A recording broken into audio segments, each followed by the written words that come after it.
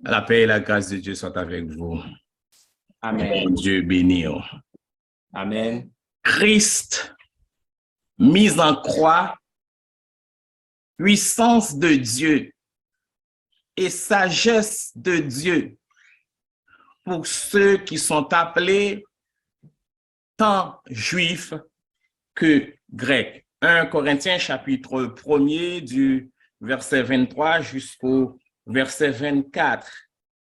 Les Juifs demandent des miracles. Les Grecs cherchent la sagesse. Nous prêchons Christ crucifié. Scandale pour les Juifs et folie pour les païens, mais puissance de Dieu et sagesse de Dieu pour ceux qui sont appelés tant Juifs que Grecs. Avant même de commencer, nous avons fait intervention ça et que pasteur saute relaté l'italien, pasteur Gachelin saute relaté l'italien, il parlait de la croix. Donc, la question, ce n'est pas la croix. Attendez ça. La croix en elle-même n'est rien. Et d'ailleurs, on saisit ça. Et pour qui ça nous dit la croix en elle-même n'est rien?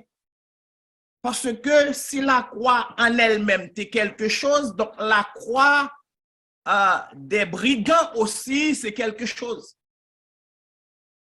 Parce que Jésus était sur une croix, les brigands étaient aussi sur leur croix. Donc la croix en elle-même n'est rien. Même la croix de Christ, attendez ça, on pourrait le trouver exagéré. Même la croix de Christ n'est rien. Mais Christ mis en croix ou bien Christ crucifié, ça fait toute la différence. Et c'est la puissance qui prend le chita. La puissance qui prend le chita dans la croix. La puissance qui prend le chita dans la croix de Christ. Mais la puissance qui prend le chita dans le Christ mis en croix ou bien dans le Christ crucifié. Parce que lui second nous donne une très mauvaise traduction. Elle dit la prédication de la croix est une folie. Ce n'est pas la prédication de la croix. Parce qu'on ne peut pas prêcher la croix. Mais c'est la prédication du Christ mis en croix. Ou bien la prédication du Christ crucifié. Et c'est ça que fait, sous les versions Semeur-là, vous pouvez jouer une rectification qui pourrait dire la prédication de la mort de Christ sur la croix est une folie aux yeux de ceux qui se perdent. La prédication de la mort de Christ sur la croix. Christ mis en croix, c'est le plus grand mystère que le monde connaît. Je reprends. Christ mis en croix, c'est le plus grand mystère que le monde n'ait jamais connu. La mort de Christ sur la croix, attendez ça, c'est l'alpha de la vie chrétienne. L'alpha de la vie chrétienne. Tout commence par la mort de Christ sur la croix. Devant le Christ mis en croix, attendez, il y avait trois grands groupes de sociétés. On va reprendre ça. Devant le Christ mis en croix, tu as trois groupes monde ou bien trois groupes de sociétés.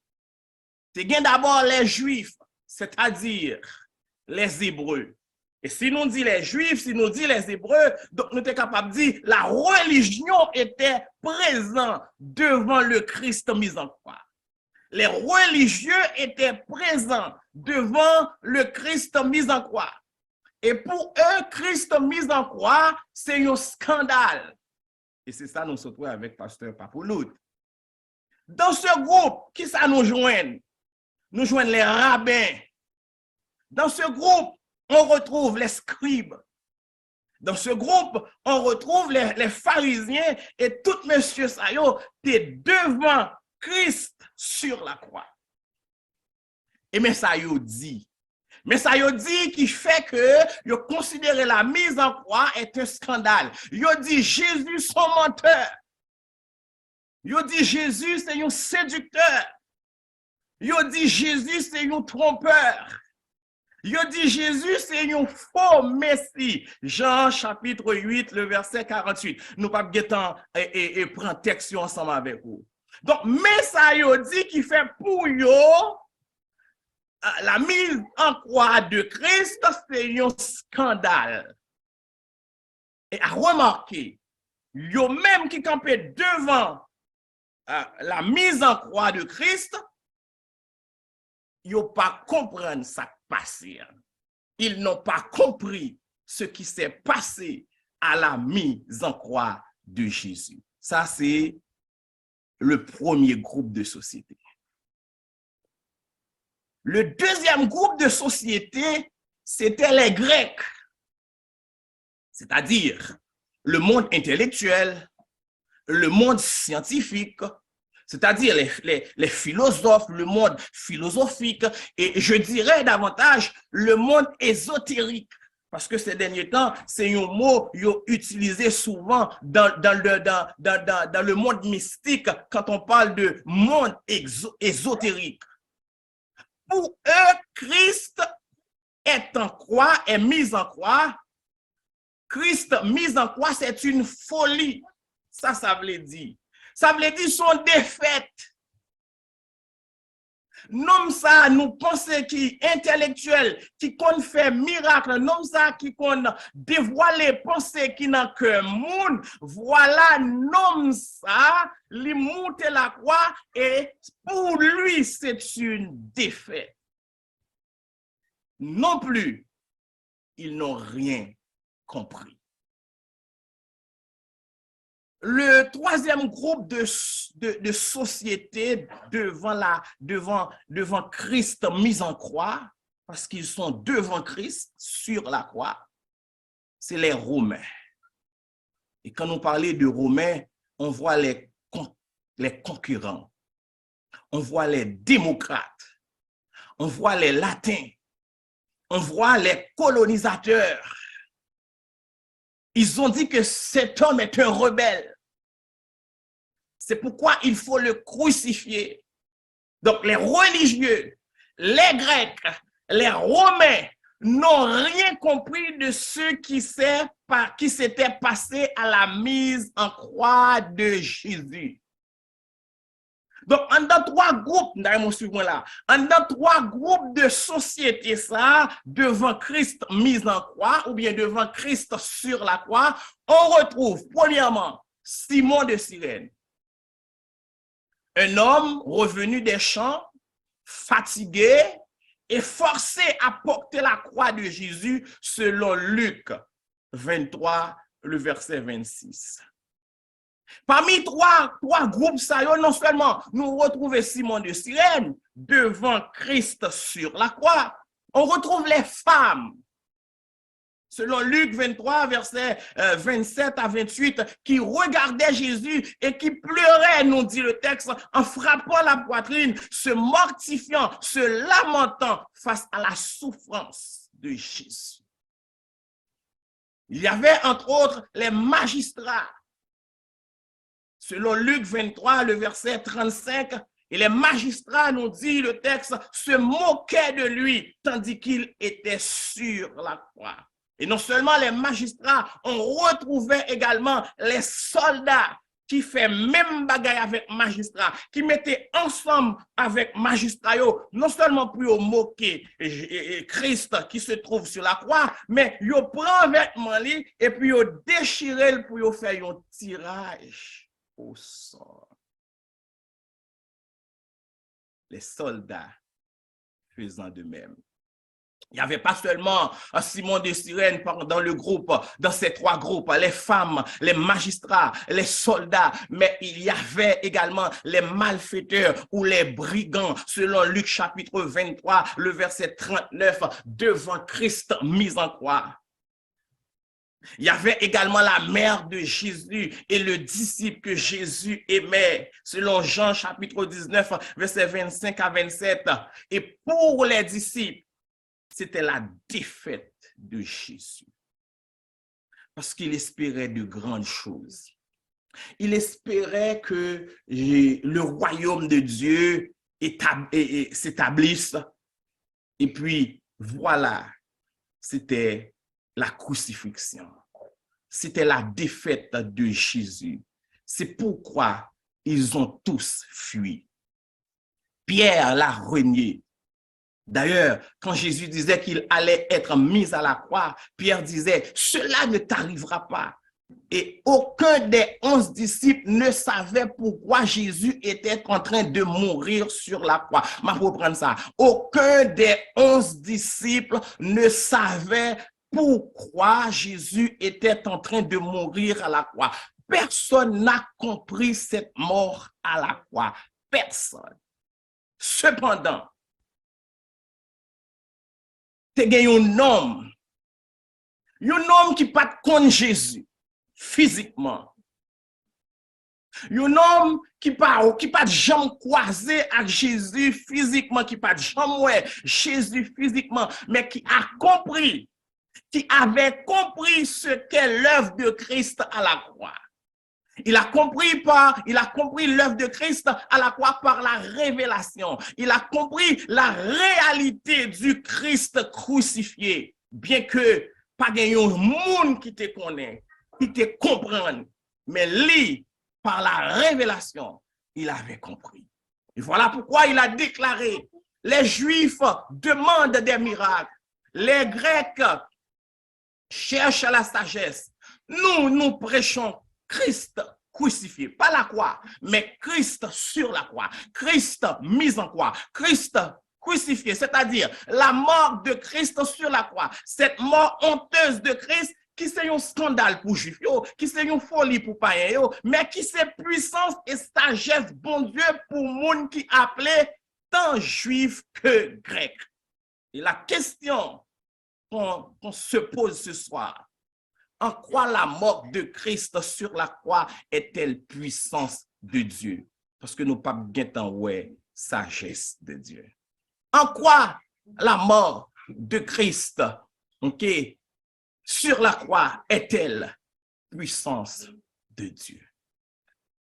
La prédication de la mort de Christ sur la croix est une folie aux yeux de ceux qui se perdent, mais pour nous qui sommes sauvés, elle est la puissance même de Dieu, selon 1 Corinthiens, le chapitre 1er, le verset 18. Elle est puissance de Dieu qui sauve les hommes comme moi, comme toi, en les délivrant de la puissance des ténèbres et en les transportant dans le royaume de son Fils, selon Colossiens chapitre 1er, le verset 13. Je reprends ça. Elle est puissance de Dieu, la prédication de la mort de Christ à la croix. Elle est puissance de Dieu qui sauve les hommes comme vous et moi. Et comment il fait ça? En les délivrant de la puissance des... Donc, c'est puissance qui bataille avec puissance. Donc, les gagnants, puissance qui bataille avec l'autre puissance, puissance qui pouf, qui piffe, puissance qui pire, et bien, c'est lui-même qui a remporté la victoire. En les délivrant, en nous délivrant de la puissance des ténèbres, et non seulement il nous a délivrés de la puissance des ténèbres, cette puissance, il nous a délivrés de la puissance des ténèbres, mais cette puissance nous a transportés dans le royaume de Jésus-Christ. La mort de Christ à la croix, c'est la porte d'entrée au salut. La mort de Christ à la croix est la porte d'entrée dans le royaume de Dieu. Quand les hommes regardaient Christ à la croix, personne d'entre eux n'a vu cela. Toutes catégories ça étaient devant la croix, et puis a regardé Christ sur la croix, pas de qui voit ça. Et qui ça y a pas ouais que Paul a vu? Qui ça n'a pas remarqué? Qui ça n'a pas saisi pendant Christ perché sur la croix? Qui ça n'a pas saisi et que Paul lui-même, pour le saisir, Paul pour le comprendre, ils n'ont pas vu premièrement, tandis ça, la puissance de la réconciliation. Colossiens 1er, verset 19 à 21. En vire Bible, nous dans Colossiens chapitre 1er, verset 19 à 21. Colossiens chapitre 1er. Car Dieu a voulu que toute la plénitude habitât en lui. Il a voulu par lui réconcilier tout avec lui-même, tant ce qui est sur la terre que ce qui est dans les cieux, en faisant la paix par lui, par le sang de sa croix. Donc, ils n'ont pas vu la puissance de la réconciliation. Ils n'ont pas vu quand Christ était perché sur la croix. Personne n'a vu ce qui était en train de se passer. Personne n'a vu que Dieu était en train de se réconcilier avec le monde. Le texte dit, tant ce qui est sur la terre que ce qui est dans les cieux. Donc, il y avait entre le ciel et la terre, tu as un indifférent. Entre le ciel et la terre, tu as un problème. Entre le ciel et la terre, ça n'a pas marché, tu as une brèche. Mais la mort de Christ à la croix a résolu le problème. En sorte que moi-même avec aujourd'hui, nous réconcilier avec mon Dieu. Parce que le péché d'Adam t'est séparé moi-même avec vous, avec bon Dieu. Et bon Dieu, en envoyant Jésus sur la terre et que ce Jésus, l'elle montait la croix, l'établit pont entre ciel avec terre. La réconciliation devient totale. Non seulement le ciel et la terre ont été réconciliés, mais Dieu vous a aussi réconcilié avec lui-même. En sorte que l'homme fin réconcilié avec bon Dieu, eh bien, la réconciliation avec bon Dieu, moi-même avec bon Dieu fin établi, eh bien, moi-même, à mon tour, je suis réconcilié avec frère qui est beaucoup de temps. La puissance de la réconciliation, personne ne l'a vu, mais Paul l'a vu. Ce n'est pas seulement la puissance de la réconciliation que monsieur Patouin et que Paul ouais. Ils n'ont pas vu non plus la puissance de l'unité, tandis ça, entre juifs et païens en un seul corps. Vous connaissez l'unité, c'est une force incomparable. Vous connaissez l'unité, c'est une force inimaginable. Et ceci est tellement vrai dans l'épisode de Babel. Texte là dit comme ça que l'Éternel Dieu lui-même lui témoignait parce que il a formé un seul peuple et que il a gagné une seule langue. Parce que il a uni et dans l'unité ça, tandis que il a formé un seul peuple, pas rien qui a empêché yo réaliser rêve que yo gagne pour yo bâtir yon tour jusqu'à ce que yo touche le ciel.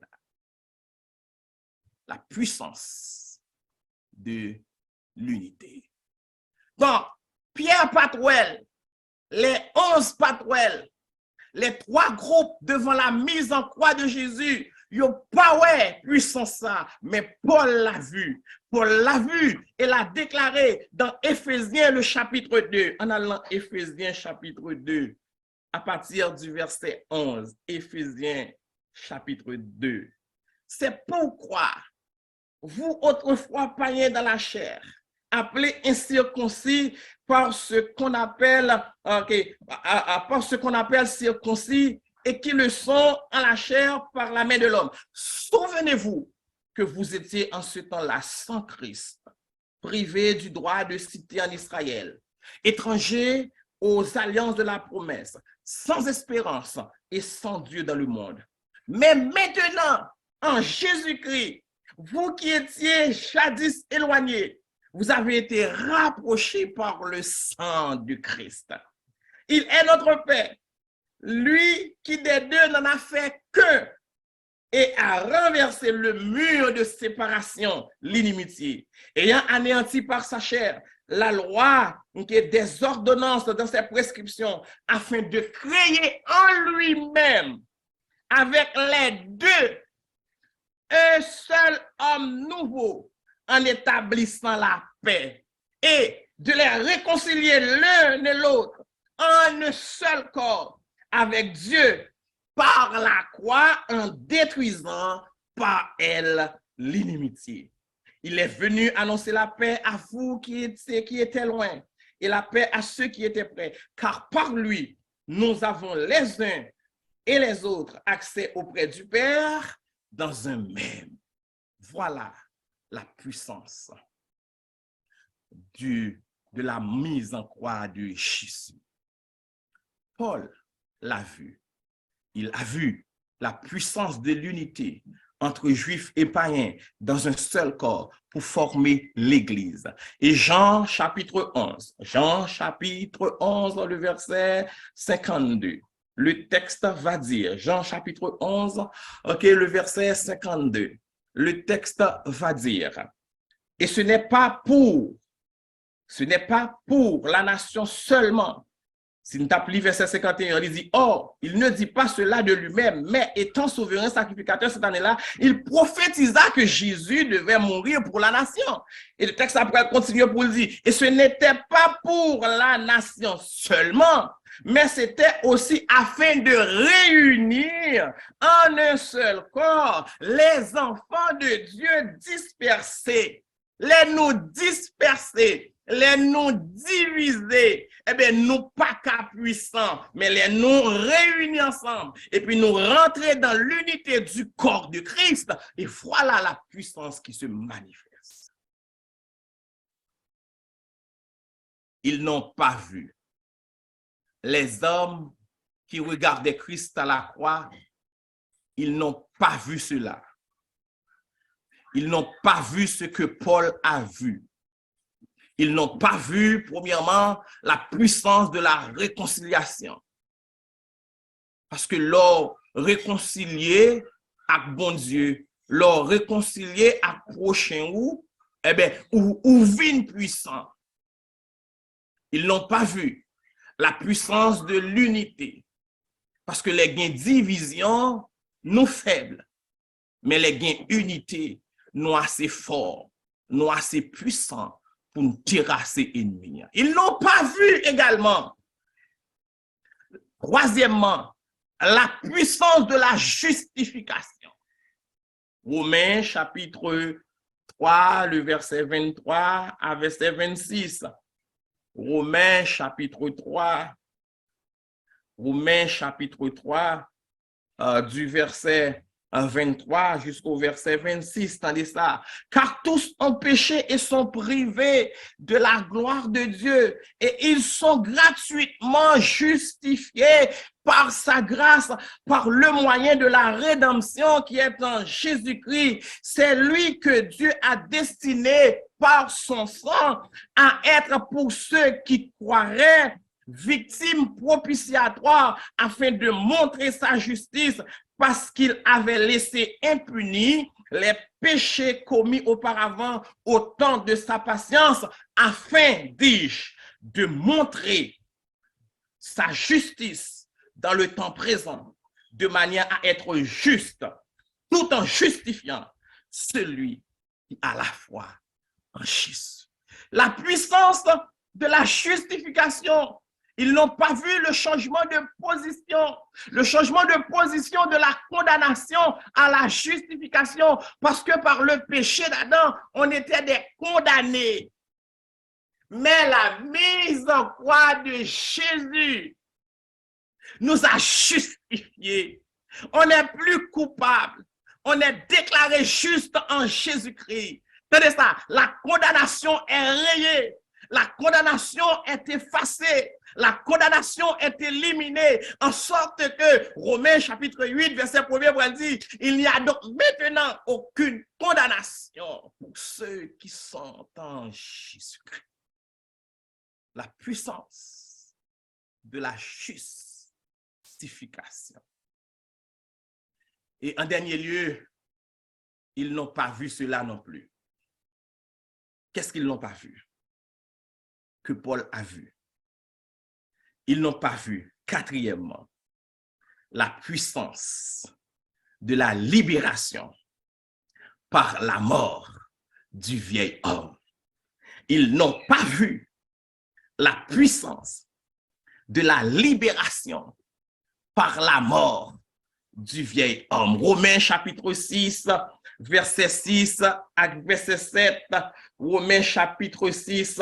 En effet, si nous sommes devenus une même plante avec lui par la conformité à sa mort, nous le serons aussi par la conformité à sa résurrection, sachant que notre vieil homme a été crucifié avec lui. Personne ne pas ouais, Jésus montait la croix.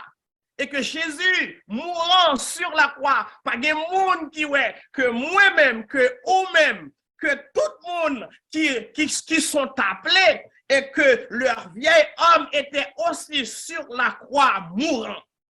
Pas de monde qui voit ça. Mais Paul l'a vu. Paul l'a vu. Et c'est cette puissance de libération qui détruit, qui détruit la mort, qui détruit le vieil homme, qui crucifié en même temps avec Christ. Le vieil homme, en sorte que la nature pécheresse en moi, en toi, en nous, est détruite. La racine du péché est détruite, en sorte que je dis à moi-même avec vous, nous pas qu'à vivre dans le péché. Nous pas qu'à demeurer dans le péché.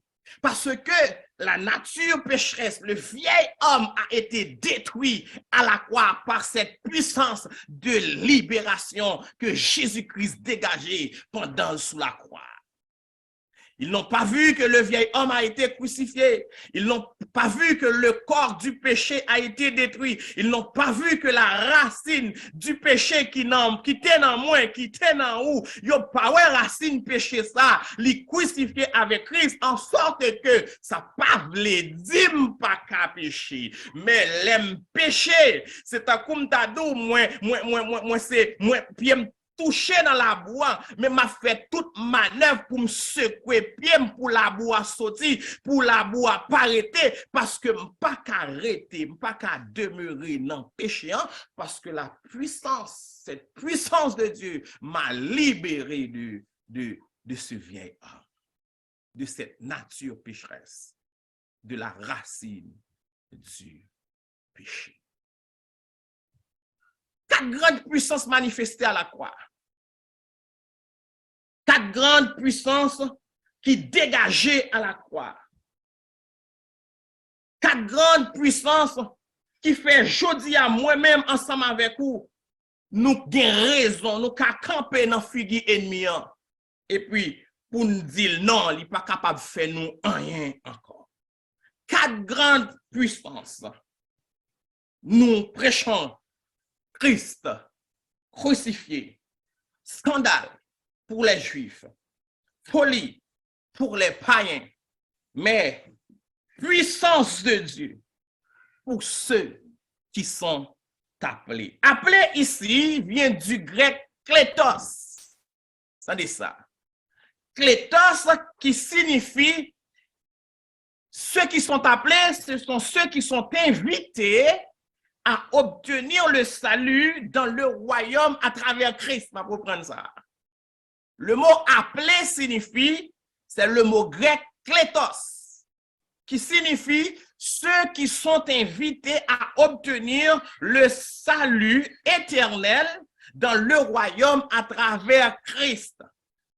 Donc, puissance pour monde qui est invité, ok, pour recevoir salut. Puissance ça, eh bien, Christ lui manifesté lui dans 4 niveaux. La puissance de la réconciliation.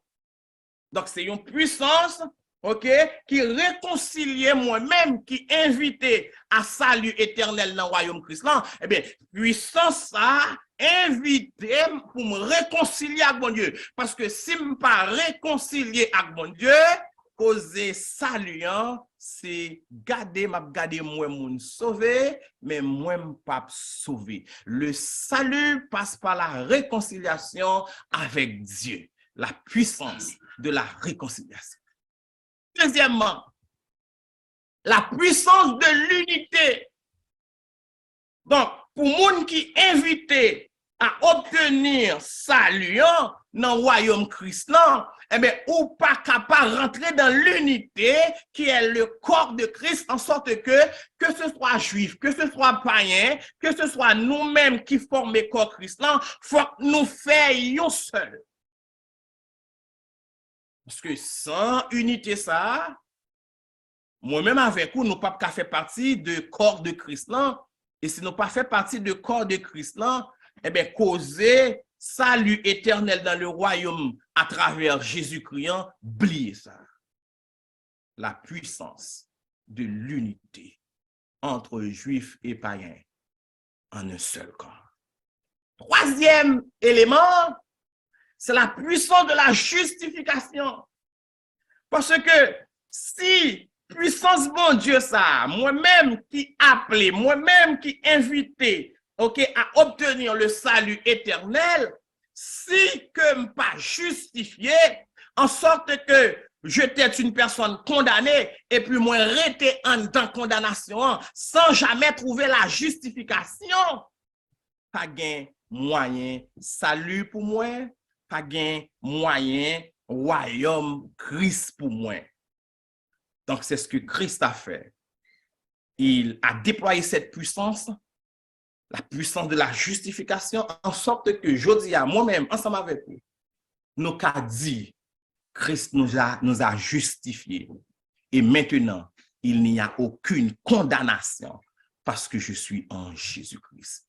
Et en dernier lieu, pour ceux qui sont appelés, pour ceux qui sont invités à obtenir le salut éternel dans le royaume à travers Jésus-Christ, eh bien, la mise en croix a dégagé cette puissance de la libération. Cette puissance qui libère. Cette puissance qui libère moi-même ensemble avec vous. Cette puissance qui libère de une autorité, qui libère de un taureau grondé, qui est le vieil homme, qui est la nature pécheresse, qui est le corps du péché, qui est la racine du péché. Parce que si je ne pas libéré de ça, il y aurait les racines péché, les péchés m'a arrêté dans péché, mais les libéré de racines péché, mais les péchés pas arrêté dans péché, c'est me tourner vers Jésus pour me confesser péché moi. Parce que j'ai un avocat auprès du Père, Jésus-Christ le juste, qui s'est crucifié, qui a été crucifié à la croix pour me libérer de ce corps du péché. La mort de Christ à la croix est une puissance de Dieu. Elle est premièrement puissance de réconciliation. Deuxièmement, puissance d'unité. Troisièmement, puissance de justification. Et quatrièmement, puissance de libération. Il nous a libérés de la puissance des ténèbres et il nous a transportés dans le royaume du Fils et de son amour. Que le Seigneur vous bénisse.